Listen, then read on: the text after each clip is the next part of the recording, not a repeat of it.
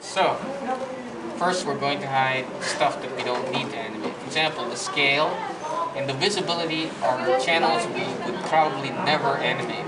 In fact, we'll never animate them for this type of break. So I'm going to go here, select them all, channels, and then hide, lock and hide selected. Alright, you can see that's gone from here. Excuse me. And then channels, we're going to add a custom attribute for L-foot controller. And we'll call this, let's open up the outliner, because we need to make controls for every control here that makes our foot move correctly.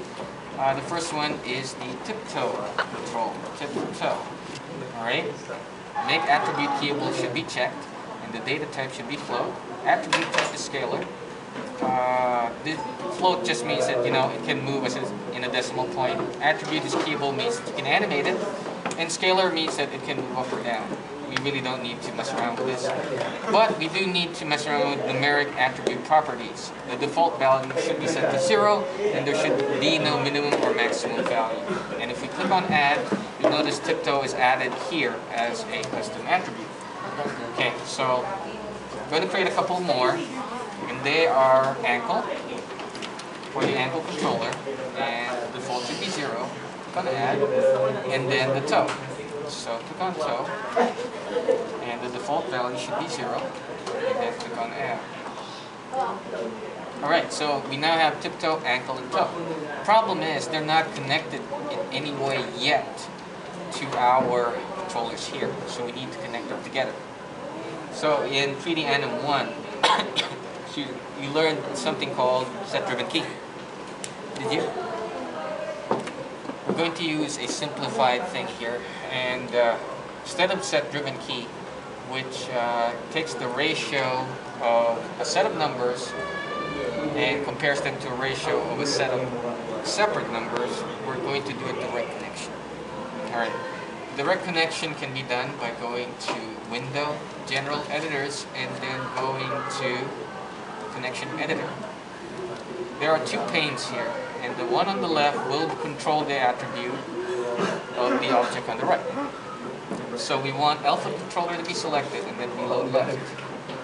Okay, and if we scroll downwards away from this junk, you can see that tiptoe, ankle, and toe is there. So we'll do tiptoe first.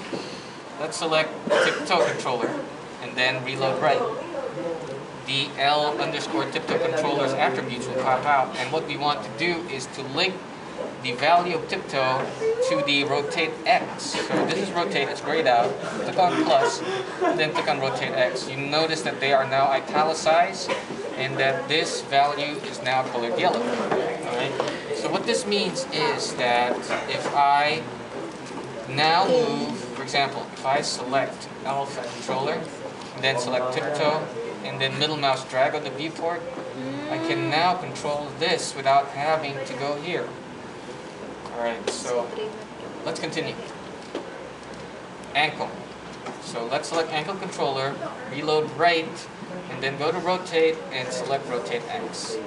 So again, they both became italicized, and rotate X is now highlighted.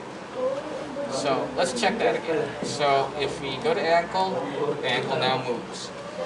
Alright, let's finish up.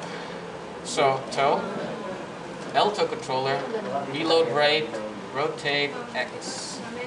And that finishes the setup for the foot. So to see this better, let me just bind the skin again. So select the mesh, select the joints, skin, bind, smooth bind. Alright, so if we set this to template mode, I select tiptoe, and then middle mouse click. The character again does the sexy ankle. There you go. This is great, and then toe. Toe movements. Alright. Any questions? Questions?